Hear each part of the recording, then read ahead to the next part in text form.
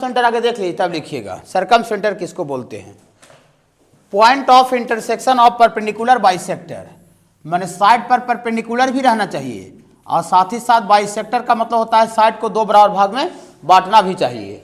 माने वैसा लाइन जो कि साइड पर परपेंडिकुलर भी रहे और साइड को दो बराबर भाग में बांट भी दे। ठीक है ना बाबू, दो बराबर भाग में बांट भी दे, उसी को बाबू हम लोग परपेंडिकुलर बाइसेक्टर बोलते हैं।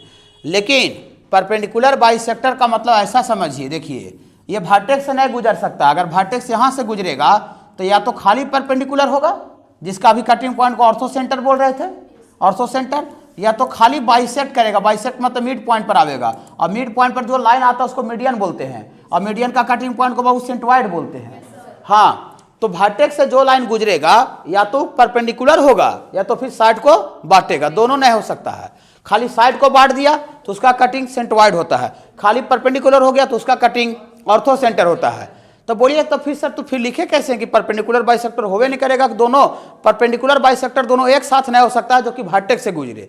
तो वर्टेक्स से नहीं गुजर सकता है बाबू। बीच का ट्रायंगल में कोई ऐसा कोई इंटीरियर पॉइंट है जहां से हम वैसा लाइन खींचेंगे, इंटीरियर पॉइंट नॉट वर्टेक्स।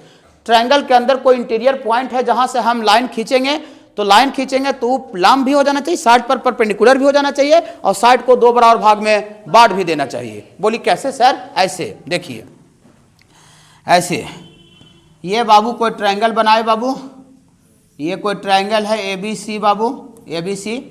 और देखिए यहाँ पर ऐसा कोई पॉइंट होगा कहीं पर इंटीरियर में, अंदर में, वर्टेक्स से नहीं, यहाँ पर जो कि हम लाइन खींच रहे हैं बाबू, ये PD, इसको हम P बोल रहे हैं बाबू, PD।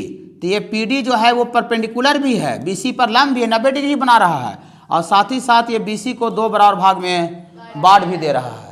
लेकिन वैसा बांटता हुआ लाइन वर्टेक्स से नहीं गुजरेगा। वर्टेक्स से गुजरेगा तो खाली परपेंडिकुलर होगा या खाली बाइसेक्टर होगा। खाली बाइसेक्टर माने मिड पॉइंट पर आवेगा तो उसका कटिंग मीडियन सेंटवाइड होता है और खाली परपेंडिकुलर होता है तो उसका कटिंग ऑर्थो सेंटर होता है। ओके, तो ट्रायंगल का कहीं बीच में इन जनरल कोई पॉइंट ऐसा है, इंटीरियर पॉइंट, जहां से हम लाइन खींच रहे हैं PD, तो PD साइड पर लंब भी है और साइड को दो बराबर भाग में बांट भी रहा है। ओके बाबू, ओके। तो तीन गो भुजा होता है तो परपेंडिकुलर बाइसेक्टर क्या हो सकता है? तीन गो। अभी BC का परपेंडिकुलर बाइसेक्टर खींचे हैं और इधर भी हो सकता है बाबू, यहाँ से भी ऐसे लंब डाल सकते हैं जो कि इसको दो बराबर भाग में बाबू बांट देना चाहिए। ऐसे ई वाला साइन देने का मतलब इधर वाला पार्ट इधर वाला पार्ट दोनों इक्वल है। ई वाला सिंबल का मतलब ई वाला पार्ट इक्वल है, तो इक्वल हुआ तो बांट रहा है तब बराबर है, ये दो बराबर भाग में बांट रहा होगा। और एक बाबू आपका इधर से ऐसे हो सकता है बाबू, देखिए ये PD, PE और PF, ये देखिए ये जंक्शन है, ये किसका जंक्शन है? ये सब पर, ये परपेंडिकुलर बाइसेक्टर है, ये भी परपेंडिकुलर बाइसेक्टर है, ये परपेंडिकुलर बाइसेक्टर है, सारा परपेंडिकुलर बाइसेक्टर का जंक्शन है। जंक्शन में पॉइंट ऑफ इंटरसेक्शन, और सारा परपेंडिकुलर का पॉइंट ऑफ जो इंटरसेक्शन है उसी को बाबू हम लोग सरकम सेंटर बोला गया है बाबू, डिफाइंड किया गया है। परपेंडिकुलर बाइसेक्टर का कटिंग पॉइंट को सरकम सेंटर बोलते हैं। परपेंडिकुलर बाइसेक्टर का कटिंग पॉइंट को सरकम सेंटर बोलते हैं और इसको बाबू कैपिटल P से सूचित किया जाता है। And it is denoted by, it is generally, ठीक ना, मैंने ज़्यादातर केस में it is denoted by capital P, capital P से इसको सूचित करते हैं। ओके बाबू। हाँ देखिए, सरकम सेंटर को बाबू एक तरीका से और डिफाइन कर सकते हैं, सरकम सेंटर को बाबू एक तरीका से और डिफाइन कर सकते हैं, या करके देखिए, या करके लिखे मैंने, ऐसे चाहे ऐसे बोलिए, दोनों से सेम चीज आवेगा।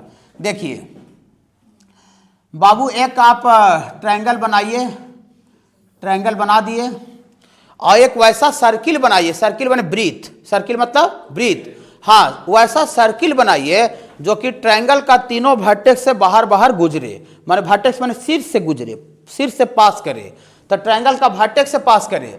तो ये सपोज करते हैं ये वर्टेक्स A है और ये वर्टेक्स B है, ये वर्टेक्स C है। वैसा एक सर्कल बनाई जो कि ट्रायंगल के तीनों वर्टेक्स गुजरे। हाथ से कर रहे हैं तो थोड़ा टेढ़ा भी लग सकता, अरे यार सही टेढ़ा हो गया, बोलने में दिमाग भटक गया।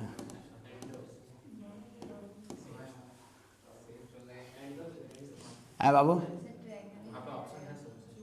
ये ऑप्शन से उसको छुएगा ना, वो आगे आगे सर्किल बना लेंगे ना, तब आप हल कर सकते हैं। चलिए कोई दिक्कत, रहने दीजिए, ठीक है चलेगा। देखिए जैसे आपको इसको बनाना बहुत आसान था, ये सर्किल आगे बना दीजिए गोल ऐसे, ठीक है, सर्किल बना दीजिए, आगे ट्रायंगल बना दीजिए ना। देखिए ये सर्किल आप बना दीजिए और सर्किल बना के ऐसे करके आप इसको बना दीजिए, ऐसे काम हो जाता है। वही बात जीवन में भी होता है। आप अगर एक फ्रेम तैयार कर देते हैं जीवन में तो आपको काम करना आसान हो जाता है। अब बिना फ्रेम का आप अगर वर्क करते हैं तो काम करना मुश्किल है। जैसे जो IIT में चला गया या कोई अच्छा एक कंपनी खोल दिया या कहीं जॉब में अच्छा जगह चला गया, ठीक है, अच्छा जगह सेट हो गया, इसका मतलब उसका फ्रेम क्या हो गया, फ्रेम तैयार हो गया। अब फ्रेम तैयार हो गया तब जीवन में जो भी काम करेगा, काम करना आसान होगा, घर बनाएगा, गाड़ी लेगा, लोन को पे करना आसान हो जाएगा। और कहीं कोई फ्रेम उसका तैयार ही नहीं है, कहीं कोई फ्रेम है ही नहीं है, तो उसको जीवन भर बहुत ज़्यादा तकलीफ होता है। माने पूरा जीवन टेढ़ा मेढ़ा चलता है, जैसे तैसे खींच तीर के चलता है। ठीक है, इसीलिए आपको इतना जोर देते रहते हैं कि आप एक मेहनत कीजिए और जीवन में एक फ्रेम तैयार कर लीजिए। फ्रेम तैयार करके जीवन भर अपना काम करते रहिए। यहाँ देखिए, हम फ्रेम तैयार कर लिए, गोल फ्रेम तैयार कर लिए, और इसके अंदर फ्रेम के अंदर में हमको काम करना था, लेकिन हम आपको आगे काम करके सोच रहे थे फ्रेम तैयार करें तो मुश्किल हो जा रहा था। समझ रहे ना? हाँ, देखिए तो ये जो सर्किल जो पीला वाला है बहुवृत्त, ये ट्रायंगल का तीनों वर्टेक्स से पास कर रहा है। तो जो सर्कल ट्रायंगल का तीनों वर्टेक्स से पास करता है उस सर्कल को सर्कम सर्किल बोलते हैं। उस सर्किल को सर्कम सर्किल बोलते हैं, सर्कम सर्किल। ठीक है, ये जो सर्किल है ना, सर्किल, इसको बोलते हैं सर्कम सर्किल। इसको क्या बोलते हैं बाबू? Circumcircle. अब सर्कम सर्किल रहे चाहे कोई सर्किल रहे, जब सर्किल हो गया तो उसका सेंटर रहेगा कि नहीं रहेगा? बिना सेंटर का सर्किल रह सकता है? नहीं। क्या अरे सर्किल है बना दिया जो सेंटर ही ना है जी, ऐसा कैसे हो सकता है? ठीक है, हाँ, बिना सेंटर का सर्किल नहीं हो सकता है। तो जो सर्कम सर्किल का जो सेंटर होता है, सर्कम सर्किल का जो केंद्र होता है, उसी केंद्र को, उसी सेंटर को हम सर्कम सेंटर बोलते हैं। उसी सेंटर को क्या बोलते हैं? Circum centre. तो इस सर्किल का जो सेंटर है, देखिए सर्किल का सेंटर यहाँ सपोज कर लेते हैं, इस सर्किल का सेंटर है, इसी को बाबू हम लोग सर्कम सेंटर बाबू बोला गया है। इसी सर्कम सर्किल का सेंटर को बाबू सर्कम सेंटर बोला गया है, सर्कम सेंटर।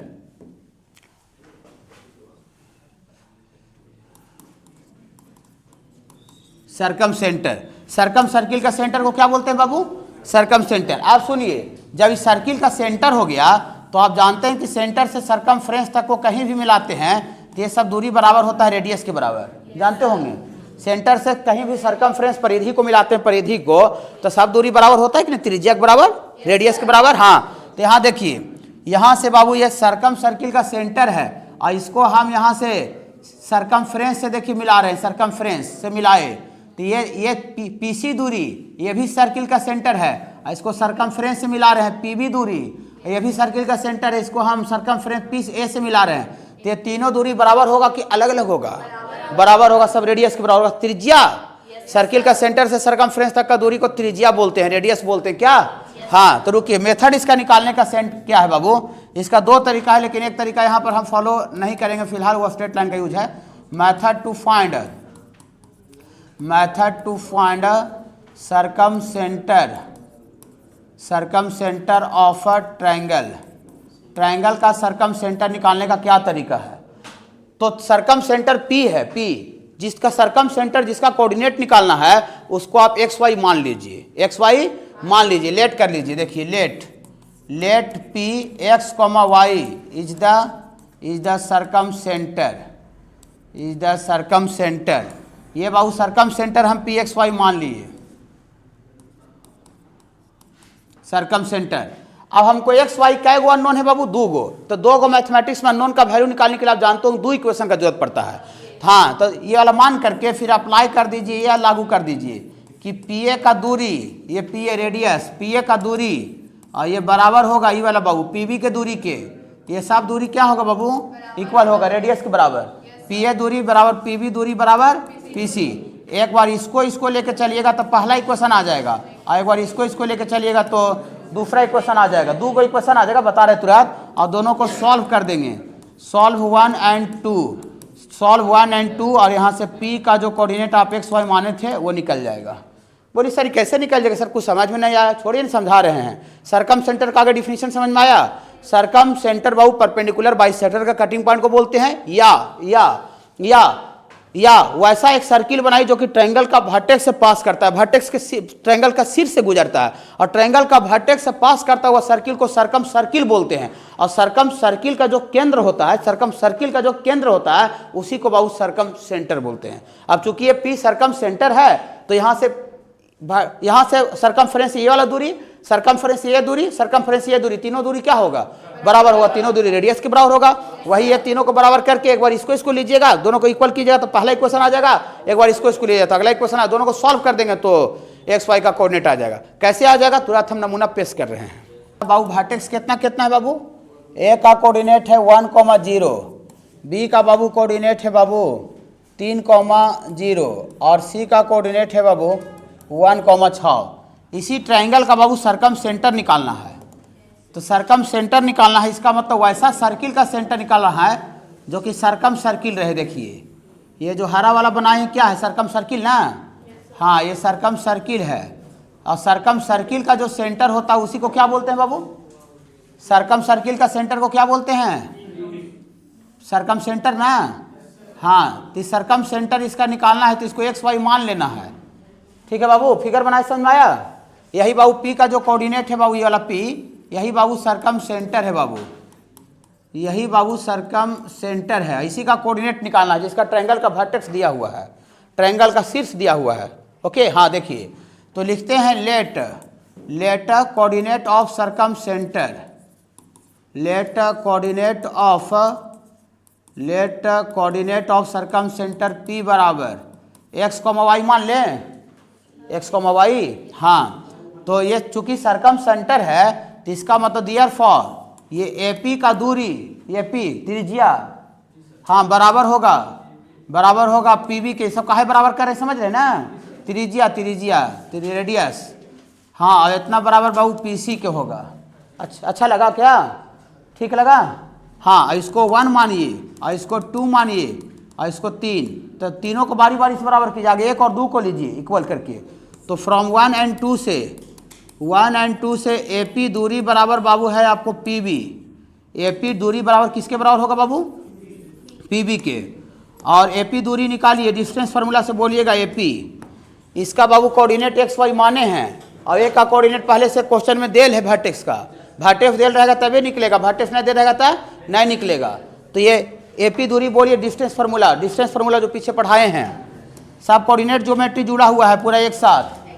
हाँ, तो यहाँ x -1 का होल स्क्वायर और प्लस y -0 का होल स्क्वायर, फार्मूला याद है सबको? हाँ, डिस्टेंस फार्मूला। और ये बराबर होगा पीबी, ये वाला पीबी बोलिए, पीबी रूट अंडर x -3 का होल स्क्वायर प्लस y -0 का होल स्क्वायर। तकलीफ है बाबू? नहीं, स्क्वायरिंग कर दीजिए, रूट हट जाएगा, वर्ग जिसको बोलते हैं, squaring both side, squaring both side. तो दोनों वर्ग कर दीजिएगा तो हट जाएगा, रूट हट जाएगा। अंदर वाला को तोड़ दीजिए, x का स्क्वायर प्लस 1 - 2x, और यहाँ पर है बाबू प्लस y का स्क्वायर, और इसको हो जाएगा x का स्क्वायर प्लस 9 - 2ab, और यहाँ पर है बाबू प्लस y का स्क्वायर। ये आपका क्या हुआ? कट गया, ये बाबू कट गया, -6x इधर आ जाएगा तो 6x पहले प्लस में हो जाएगा, यानी 2x माइनस में पहले से है, और इधर बाबू 9 और 1 उधर चल जाएगा तो हाँ ठीक है ना बाबू? तो यहाँ से आपका 4x बराबर 8 आ गया, तो x बराबर 2 आ जाएगा बाबू। एगो x कोऑर्डिनेट निकल गया। हाँ, अब एगो अभियोग करना बाकी है, 2 और 3 को पीबी बराबर पीसी कर दीजिए। हाँ ठीक है बाबू, चलिए। ऑल्सो फ्रॉम, ऐसी है और क्या, बहुत आसान है कोऑर्डिनेट। ठीक है, इसमें हो ही नहीं सकता है कि थ्योरी वगैरह याद है और उसको क्वेश्चन नहीं बने। फ्रॉम 2 और 3 से ये पीबी बराबर बाबू आपका पीसी, तो पीबी तो अभी लिख ले थी वाला, पीबी बाबू रूट अंडर x -3 का स्क्वायर प्लस y -0 का स्क्वायर बराबर पीसी वाला, पीसी है बाबू x -1 का होल स्क्वायर और प्लस y -6 का स्क्वायर ना बाबू। हाँ, इसमें पुट कर दीजिए, x निकाले हुए ना बाबू, तो पुट कर दीजिए, x के जगह पर 2 पुट कर दीजिए और स्क्वायरिंग भी कर दीजिए ना, तो रूट हट जाएगा। यहाँ से 2 पुट कीजिए, 2 तो 2 पुट कीजिएगा तो 2 - 3 का होल स्क्वायर, ही तो y का स्क्वायर हो जाएगा, और इधर 2 पुट कीजिएगा बाबू तो 2 - 1 का होल स्क्वायर, इसको तोड़ना पड़ेगा बाबू, कोई उपाय नहीं है। तो y का स्क्वायर प्लस 36 माइनस 2 भी माइनस 12y हो जाएगा। तो ये प्लस y का स्क्वायर कट जाएगा। और बाबू यहाँ 2 में से 3 गया, -1 का स्क्वायर 1 आता है, ये भी 1 आएगा, तो लगता है 1 1 कट जाएगा हमको लगता है।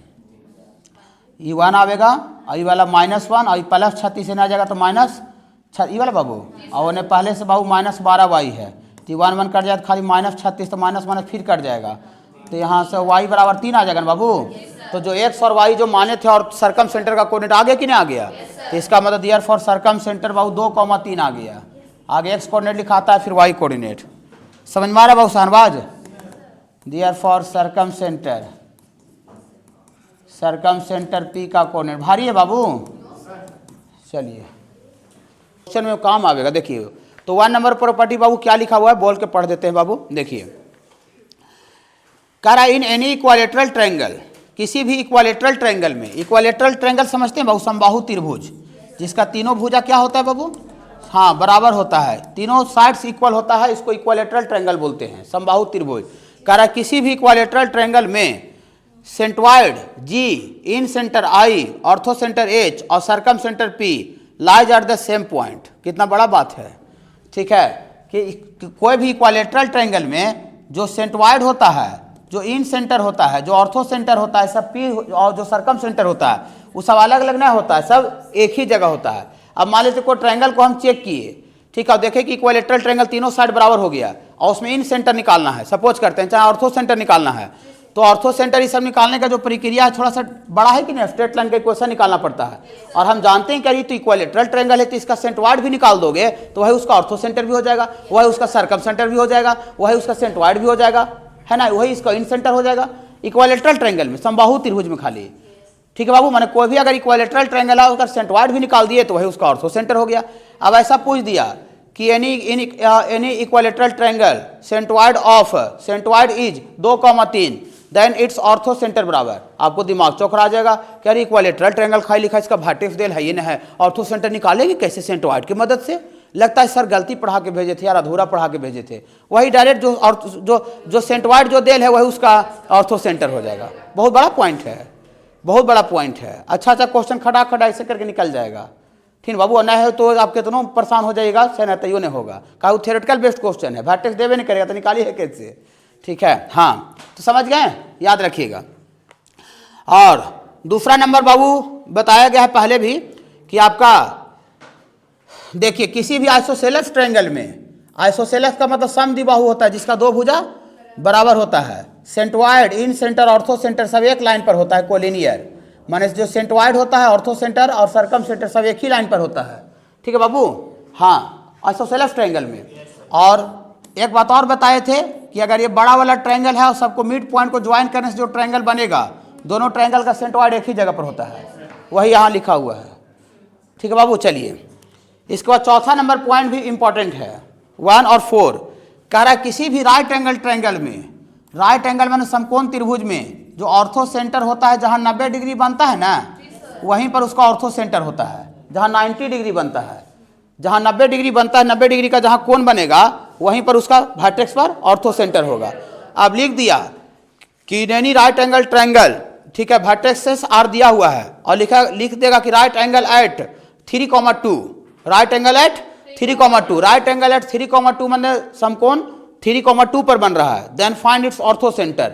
अब बच्चा बहुत दिमाग लगाने लगेगा जाके कि अरे वर्टेक्स सब देल है, इसका परपेंडिकुलर खींचो तो इसका इक्वेशन सर बताए थे, फिर इसका इक्वेशन खींचो तो निकालेगा, तो निकालवे करेगा, वही निकलेगा, वही आवेगा। लेकिन जब लिख दिया है कि राइट एंगल एट 3,2, हम जानते हैं कि राइट एंगल ट्रायंगल का जो ऑर्थो सेंटर होता है वो राइट एंगल ट्रायंगल जहां बनता है वहीं पर होता है, तो राइट एंगल जिस पॉइंट पर बन रहा होगा 3,2 वही उसका ऑर्थो सेंटर भी हो जाएगा। याद रखिएगा, किसी भी समकोण त्रिभुज में जहां 90 डिग्री बनता है बाबू वहीं पर उसका ऑर्थो सेंटर होता है। याद रखिएगा, पॉइंट बड़ा नहीं है, इंपॉर्टेंट है, याद रखने वाला चीज हो गया। और 5वां नंबर में क्या है बाबू कि किसी भी राइट एंगल ट्रायंगल में हाइपोटेनस का जो मध्य बिंदु होता है, हाइपोटेनस माने विकर्ण, कर्ण का जो मिड पॉइंट होता है वही उसका सरकम सेंटर होता है। वही उसका सरकम सेंटर होता है। माने ट्रायंगल का वर्टेक्स डेल रहेगा और लिखा रहेगा कि हाइपोटेनस है और कह देगा उसका सरकम सेंटर निकालिए, तो अभी जो प्रोसेस बताए थे सरकम सेंटर निकालने का वो वाला प्रक्रिया नहीं लगेगा। डायरेक्ट इसका कोऑर्डिनेट दे रहेगा हाइपोटेनस का, उसका मिड पॉइंट निकाल देंगे, सरकम सेंटर का कोऑर्डिनेट आ जाएगा। समझ रहे हैं ना? राइट एंगल ट्रायंगल में हाइपोटेनस का जो मिड पॉइंट होता है वही उसका सरकम सेंटर होता है, याद रखिएगा। चलिए इसके बाद 6 नंबर तो इंपॉर्टेंट है नहीं, पढ़ देते हैं। कह रहा है सेंट्रॉइड और इन सेंटर किसी भी ट्रायंगल में, जो सेंट्रॉइड और इन सेंटर जो टर्म होता है हमेशा ट्रायंगल के अंदर लाई करता है, हमेशा ट्रायंगल के अंदर, माने इनसाइड वाला चीज होता है वो ट्रायंगल के अंदर। और ऑर्थो सेंटर और सरकम सेंटर एक्यूट एंगल ट्रायंगल में, एक्यूट एंगल ट्रायंगल में ट्रायंगल के अंदर होता है और राइट एंगल ट्रायंगल में वर्टेक्स पर होता है। ऑर्थो सेंटर 90 बनता है वहां पर होता है और सरकम सेंटर हाइपोटेनस का मिड पॉइंट पर होता है, माने साइड्स पर लाई करता है राइट एंगल ट्रायंगल में। और ऑब्ट्यूज एंगल ट्रायंगल रहेगा, ऑब्ट्यूज एंगल माने अधिक कोण त्रिभुज जिसमें एक एंगल 90 से बड़ा होता है। तो ऑब्ट्यूज एंगल ट्रायंगल में जो ऑर्थो सेंटर और जो सरकम सेंटर होता है किसी ऑब्ट्यूज एंगल ट्रायंगल में वो ट्रायंगल के बाहर लाई करता है, आउटसाइड द सर्कल ट्रायंगल। माने एक्यूट में ऑर्थो सेंटर और सरकम सेंटर ट्रायंगल के अंदर, राइट एंगल ट्रायंगल में साइड्स पर, माने ट्रायंगल पर, राइट ट्रायंगल पर, सरकम सेंटर यहां, ऑर्थो सेंटर यहां, ट्रायंगल पर राइट एंगल में, और ऑब्ट्यूज एंगल ट्रायंगल में बाहर। ओके चलिए अब 8 नंबर पॉइंट क्या कह रहा है, देखिए 8 भी इंपॉर्टेंट है।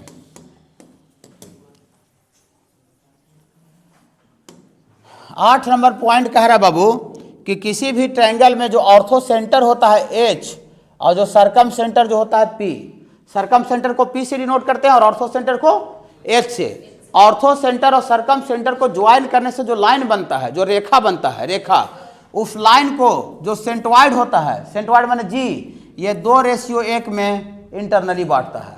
इसका प्रूफ भी है लेकिन उसका आवश्यकता नहीं है। किसी भी ट्रायंगल में ऑर्थो सेंटर और सरकम सेंटर को ज्वाइन करने से जो लाइन बनता है, रेखा, लाइन बनता है, उस लाइन को, उस रेखा को जो सेंट्रॉइड होता है, सेंट्रॉइड, वो 2:1 में इंटरनली बांटता है, आंतरिक रूप से विभाजित करता है सेंट्रॉइड। ओके माने centroid divides line joining point orthocentre and circumcentre in ratio 2:1 internally. माने ऑर्थो सेंटर और सरकम सेंटर को ज्वाइन करने से जो लाइन बनता है, उस लाइन को जो सेंट्रॉइड होता है वो 2:1 में आंतरिक रूप से विभाजित करता है। ये पॉइंट याद रखिएगा, ये पॉइंट बहुत बड़ा बात है। एनडीए में कितना बार क्वेश्चन आया होगा उसका कोई गारंटी नहीं है, जेईएमएस में भी क्वेश्चन आया है, वो भी आपको सब दिया हुआ है इसमें। ठीक है, तो ये पॉइंट काफी इंपॉर्टेंट है। इस पर एक बार क्वेश्चन थोड़ा सा बता देते हैं, तब फिर हम लोग 1 नंबर करेंगे। ये पेज नंबर 15 का इधर क्वेश्चन 11 नंबर देखिएगा, लेफ्ट साइड में, पेज नंबर 15 का लेफ्ट साइड में 11 नंबर देखिए। हाँ देखिए 11 नंबर बाबू देखिएगा, क्वेश्चन नंबर 11, पेज नंबर 15 का लेफ्ट साइड में क्वेश्चन 11 नंबर है। ऑर्थो सेंटर कितना देल है? 1,1। जो डाटा दिया और डाटा आगे लिखिए। ऑर्थो सेंटर एच का कोऑर्डिनेट देल है 1,1 और साथ ही साथ सरकम सेंटर बाबू कितना देल है बाबू? सरकम सेंटर बाबू 4,4 देल है। सरकम सेंटर को पी से ना डिनोट करते हैं बाबू, ये 4,4। तो डायरेक्ट पूछ दिया है देन आपको कोऑर्डिनेट ऑफ सेंट्रॉइड का कोऑर्डिनेट क्या होगा? सोचिए, अगर ये पॉइंट अगर माइंड में नहीं रखे जा 8वां नंबर पॉइंट तो पागल हो जाएगा। कह रहे ट्रायंगल का वर्टेक्स देल है, ये ना है, ऑर्थो सेंटर देल है और ये सरकम सेंटर देल है, और फिर सेंट्रॉइड कैसे निकलेगा? सर तो ऐसा बताए भी नहीं किए थे, वो तो बताए थे, गोले गोले बताते थे कि वर्टेक्स दे रहेगा तब तो मीडियन का कटिंग पॉइंट सेंट्रॉइड निकलता है, परपेंडिकुलर का कटिंग पॉइंट ऑर्थो सेंटर होता है। सर ये तो ट्रायंगल का कोई नामो निशान नहीं है। कोई नामो निशान है ट्रायंगल का? नहीं, कोई नामो निशान नहीं है, कुछ नहीं नामो निशान है। ये आपको थ्योरेटिकल प्रॉब्लम है, जो प्रॉपर्टी पर जो 8 में बताया उस पर बनेगा। ओके हाँ, प्रॉपर्टी याद रखिएगा, तो हाँ चाहे हम रहें चाहे आप रहें वो बनाइएगा, न तो अन्यथा वहाँ पर बाबू आपको रिसर्च करने भर टाइम नहीं रहता है कि जैसे रिसर्च करके लिखा हुआ है लॉजिक वो वैसा आप नहीं कर सकते हैं, उतना वहाँ समय भी नहीं रहता है। रिसर्च करने का जगह अलग है, एग्जाम हॉल में रिसर्च नहीं होता है। ओके हाँ देखिए, तो इसको बनाइए। देखिए ये ऑर्थो सेंटर है बाबू H, इसका कोऑर्डिनेट बाबू 1,1 है, और ये सरकम सेंटर है बाबू 4,4, और सेंट्रॉइड का कोऑर्डिनेट निकालना है। तो इसी थ्योरी से बनेगा, लिखेंगे सिंस माने चूंकि जो सेंट्रॉइड होता है, सेंट्रॉइड मतलब जो G होता है, डिवाइड्स मतलब बांटता है, लाइन ज्वाइनिंग माने रेखा ज्वाइन करने से, line joining line joining point orthocentre, line joining point orthocentre H and circumcentre P, circumcentre P and सरकम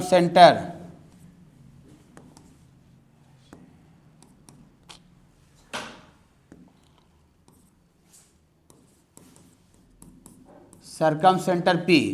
सेंटवाइड divides line joining point orthocentre and circumcentre P in ratio, कितना ratio में बांटता है? 2:1। Internally ना बाबू, internally आंतरिक रूप से बांटता है। तो ऑर्थो सेंटर H पता है और सेंटवाइड भी, सरकम सेंटर भी पता है, और जो सेंटवाइड होता है वो 2:1 में इंटरनली बांटता है। तो रेशियो पता है, इसका कोऑर्डिनेट पता है। तो इंटरनल डिवीजन पढ़ाए सेक्शन फार्मूला? हाँ, देखिए पूरा कोऑर्डिनेट ज्योमेट्री जुड़ा है कि नहीं? इन्हें कह रहे सर तो डिस्टेंस और सेक्शन से आगे निकल गए तब उसको थोड़ी आवेगा, नहीं, पूरा कोऑर्डिनेट एक साथ बंधा हुआ है। आप एक एक क्लास कीजिएगा अच्छा से, तभी लास्ट तक समझ में आवेगा। देखिए, तो देयरफॉर सेंटवाइड जी का कोऑर्डिनेट गुनगुनाइएगा थोड़ा सा, इधर वाला रेशियो में उसका एक्स कोऑर्डिनेट से गुना होता है।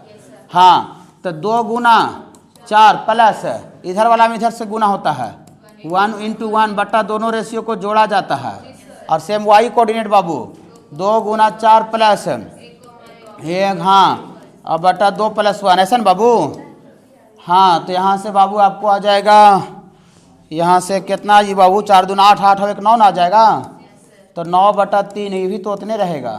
तो ये 3,3 आ जाएगा। देखिए कितना देर का क्वेश्चन था। अब पॉइंट अगर याद नहीं रखता कोई बच्चा तो ये कितना कर लेता, नहीं बनता। तो ये पॉइंट माइंड में रखिएगा कि जो सेंटवाइड होता है वो ऑर्थो सेंटर और सरकम सेंटर ज्वाइन करने जो रेखा बनता है, उस रेखा को 2:1 में आंतरिक रूप से विभाजित करता है। इस पर आपको कंपटीशन में बहुत ज़्यादा इंपॉर्टेंट है, कंपटीशन के लिए, चाहे आप कोई भी कंपटीशन देने जाइए।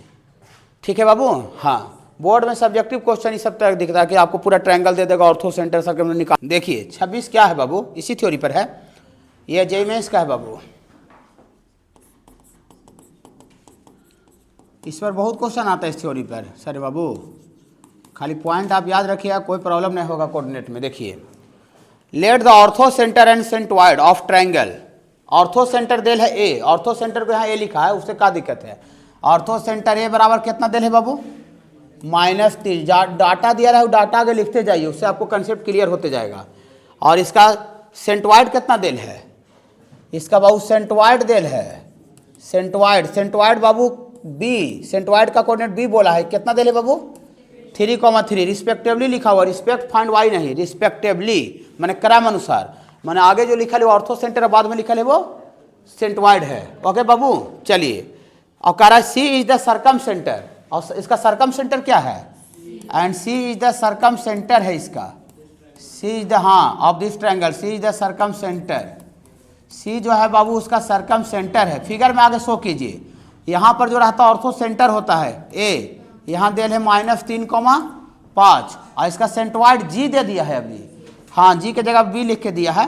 ठीक है, इसका सेंटवाइड ये ई दे दिया है, और आपको पूछ रहा है ई वाला क्या होगा, ई वाला बोली का नहीं पूछ रहा है, ठीक है ना? हाँ, वो डायरेक्ट नहीं पूछ रहा है, ठीक है। कह रहा है कि C is the circumcentre of the this triangle, then the radius of the circle, उस सर्किल का रेडियस निकालिए, त्रिज्या निकालिए, of line segment AC as a diameter, जिसका एसी जो है सर्किल का डायमीटर है।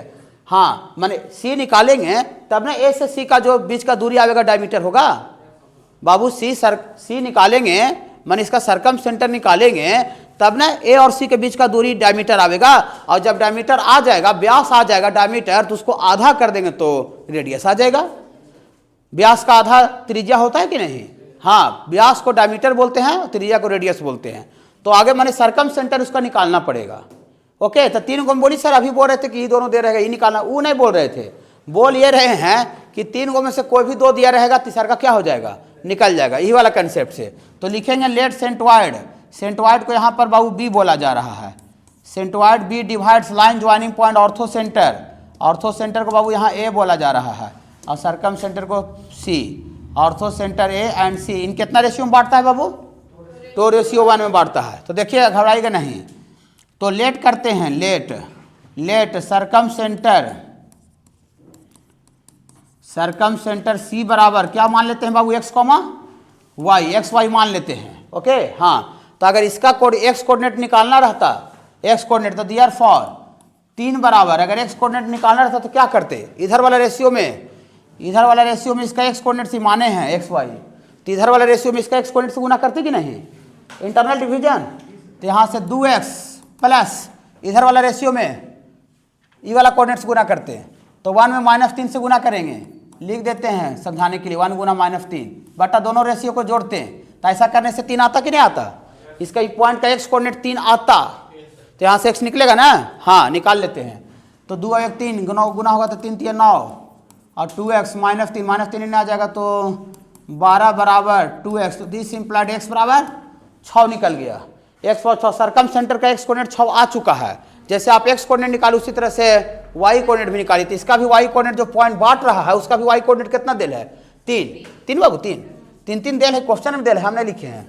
हाँ तो ऑल्सो y कोऑर्डिनेट 3 बराबर, y कोऑर्डिनेट निकालना रहता तो क्या करते, इधर वाला रेशियो में इसका y कोऑर्डिनेट से गुना करते, सेक्शन फार्मूला पूरा कोऑर्डिनेट ज्योमेट्री एक साथ जुटा हुआ है। आप अगर ये सोच रहे हैं सेक्शन डिस्टेंस खत्म, ठीक है, आप गलत सोच रहे हैं, ठीक है, पूरा जुटा हुआ है, आपको पूरा शुरू से डेली पढ़ना पड़ेगा, याद करना पड़ेगा, ठीक है, हाँ तब समझ में आते रहेगा। इधर वाला रेशियो में इधर से गुना करेंगे तो 2y और प्लस इधर वाला में इधर से गुना करेंगे तो 1 गुना 5 ना बाबू, अब बटा दोनों रेशियो को जोड़ेंगे तो 2 1 3 3 तिया 9 बराबर 2y और प्लस 5 इन्हें आगे घट जाएगा, तो 9 में से 5 जाएगा तो 2y और 9 में से 5 गया 4, तो 4 बराबर 2y, तो y बराबर 2, तो दियर फॉर सरकम सेंटर C कितना निकल गया बाबू 6,2, तो C निकाल दिए 6,2, C निकाल दिए 6,2, यही मान करके निकाल दिए।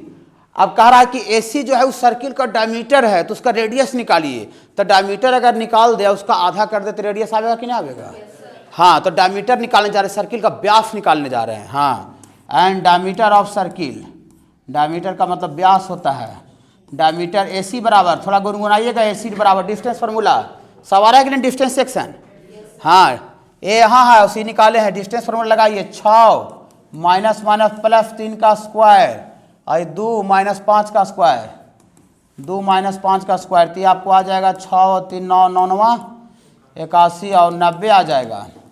तो 90 का 90 को क्या लिखेंगे, 90 को रूट में कैसे लिखेंगे,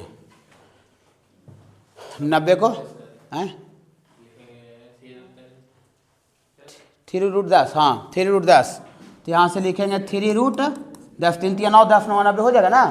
तो ये डायमीटर नहीं निकालना है, हमको रेडियस निकालना है, तो रेडियस डायमीटर का आधा होता है, हाँ तो दियर फॉर इसका रेडियस कितना हो जाएगा बाबू, इसका रेडियस हो जाएगा 3√10 बटा 2, ठीक है, लेकिन ऑप्शन में इस तरह का डिजाइन फॉलो नहीं है, ऑप्शन में डिजाइन √5 के टर्म में है, ऐसा है देखिए। तो इसको कोई बच्चा लिखेगा 3 इंटू, इसको लिखेगा 10 को √5 इंटू √2 लिख सकता है, इसको 10 को √5 इंटू √2 और नीचे 2 को खाली लिखेगा √2 इंटू √2, तो एक √2 क्या हो जाएगा, कट जाएगा, 5 में भी रूट है नीचे 2 में भी रूट है, तो मिला के लिख सकते हैं ना। तो ये आ जाएगा 3 इंटू √5 बटा 2, ऐसा है क्या, हाँ ऑप्शन बी। देखे कैसे यूज किया उस थ्योरी का, और नहीं याद रहता कितना नाक रगड़ता तो क्वेश्चन बना देता हूँ, हाँ आसान है।